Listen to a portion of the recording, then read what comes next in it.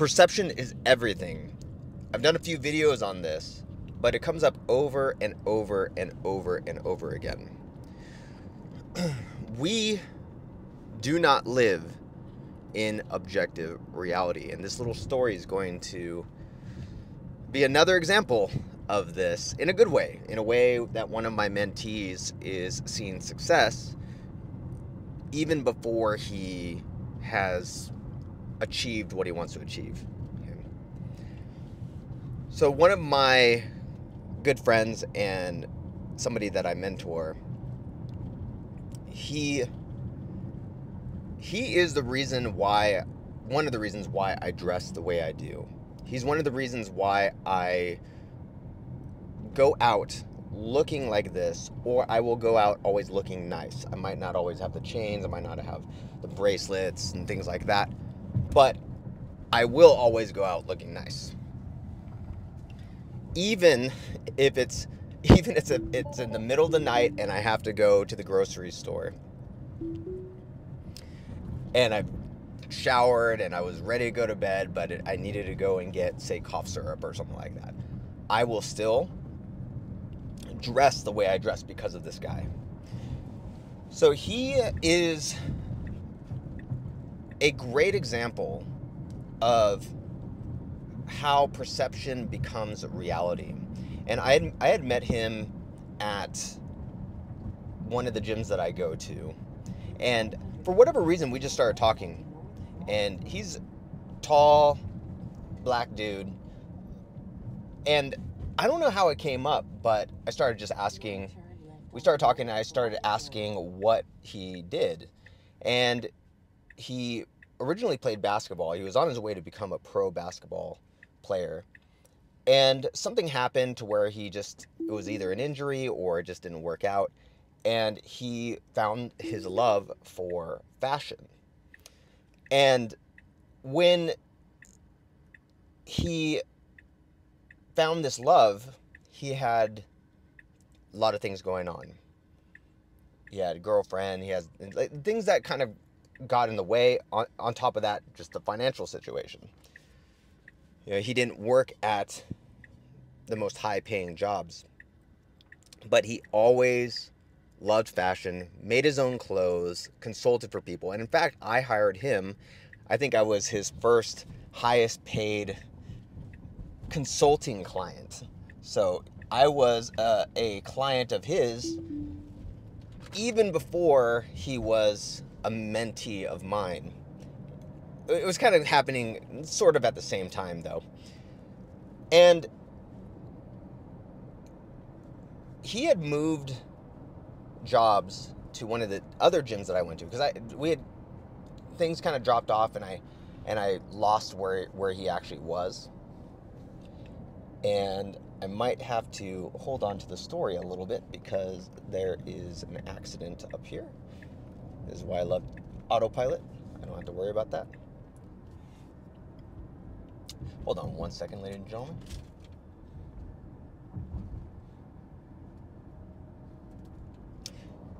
So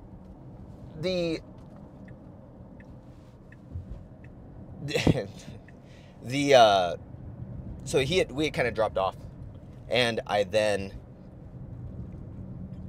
kind of lost contact, and I didn't know where he was. I was going to this other gym, and all of a sudden I see him at the front desk. I'm like, dude, what are you doing here? And he's kind of gave me the whole spiel of what kind of happened and how he was blessed with this new job. And it was a great gym, really high-end gym, really nice, and it worked out really well for him.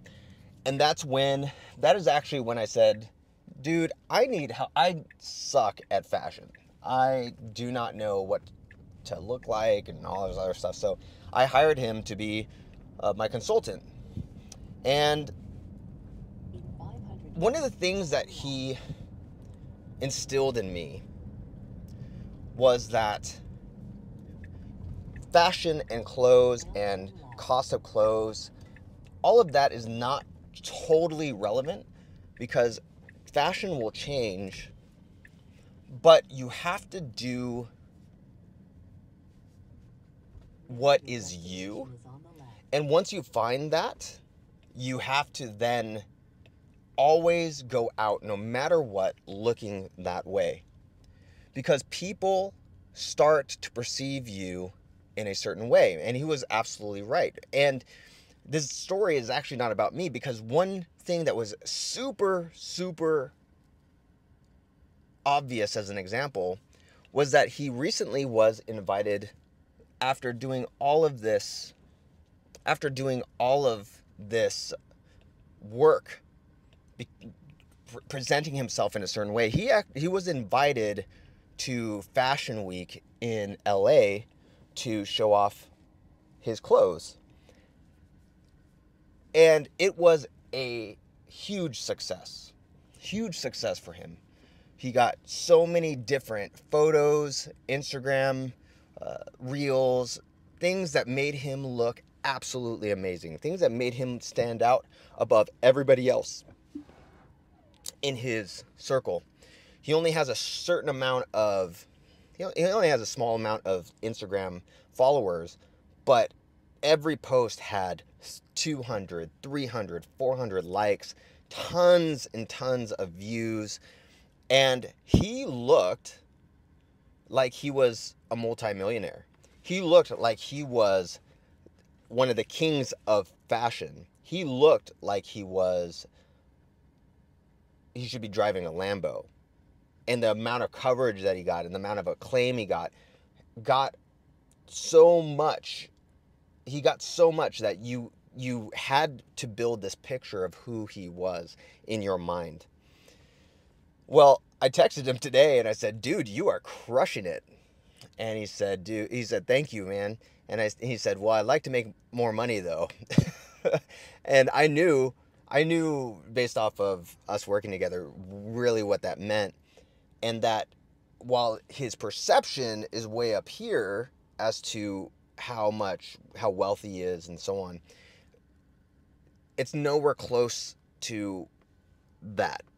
However, don't get me wrong, he will be there. I 100% know that he will be there at some point in time. And so I said, yeah, no problem, dude. We'll come up with a win-win and figure it out and, make a deal to where we both make money off of it, right?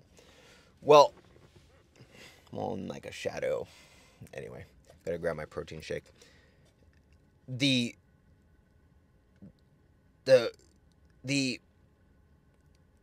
perception, the accolades, the image that he created is of his future way up here while he's down here. And now all he has to do is climb up to that. You will never see him, even when he's working out, you will never see him not looking good, not having a fresh haircut, he has earrings in his ears, he has really nice workout clothes. He invests in this perception, and you are starting to see it pay off. I never, ever, ever, up until about 2 years ago, put an importance on how people physically looked at me and what people saw on my Instagram and what people saw on my TikTok and what people saw on my Facebook, because I thought it was shallow. I thought it was arrogant, vain, all these different things. And to a point it is. But this is why actors and actresses make the money that they make. This is why they're able to convey their persona. Often you'll see people who meet these actors who are seen as super nice guys, and they're getting cussed out by that actor. That actor's a jerk. That actor's arrogant. Because his perception, the way he created his image, his avatar, is a certain way. So people see him like that or see her like that. And there's the flip side of those. This happens a lot in wrestling or in fighting, but these superstars, but even in regular actors and actresses who are seen as evil, mean, the bad guy, always the villain. and someone meets them and they're totally caught off guard because the person is extremely nice, present to them, almost as if that the person videoing the encounter is the only person in the world. Complete direct eye contact, willing to stay and sit there for however long. That is the persona that they've created. That is the image that they've created. Sorry, that's not the image they created. The image they created was one of a villain, but you need those polarities, right? If we had all these nice guys or nice women out there, there would be no polarity over here of the bad ones, and that's what kind of feeds the entire battery of fame and and fortune, right? So what are you doing right now to physically, now keep in mind this is not easy. I get told every day in some fashion or another, hey, Mr. T, hey, or since I'm Dean, I'll say, no, it's Mr. D. Hey, Mr. T, or one of my really good friends, Keith, he says, you have with the bracelets, you have the Johnny Depp starter kit. You're going to get resistance. You're going to get people who do not like you. In the gym, you'll get people who literally mad dog you, who are like, who the heck do you think you are being able to wear that? And I get that a lot. And because I've worked on myself and my presence and obviously muscles and so on, generally it's diffused, but not always. Sometimes people just do not like you because you stand out, because you're not being average, normal. You're literally making yourself to be seen. Whereas most people in the world are able to just skirt by and be totally unseen. But the unseen people, the people who are not willing to step out and be who they really want to be, those are the ones who make the average wages, meet the average people, have the average friends, have the average marriage. And if you look at the average of everything, it's not too good. So I'm not saying that you have to stand out, but if you want to create the perception of being a certain way, it is something that you have to invest in. And the first is how you look. You don't want to go looking like me. This was all developed over time. Some things I tried and I didn't like. Some things I tried and it looked like it didn't fit. Some things I enjoyed, but it just wasn't really in my persona. And so you had to move around. For me, I went to Nordstrom. I said, I have a budget of this amount of money. It was not cheap. And one of the ladies there, who was great with fashion and my image, said, try this on.